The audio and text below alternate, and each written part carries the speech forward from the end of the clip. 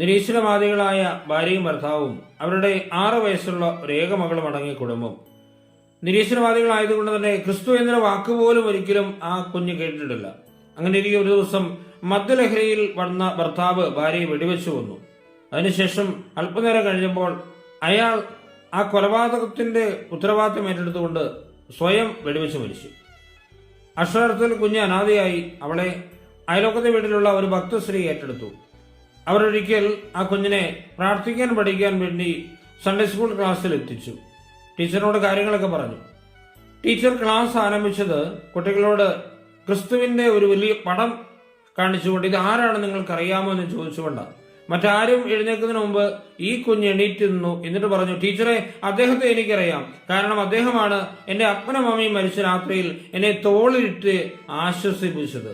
പ്രിയപ്പെട്ടവരെ, നമ്മുടെ ഈശോ കരുണയും സ്നേഹവും മാത്രമാണ്.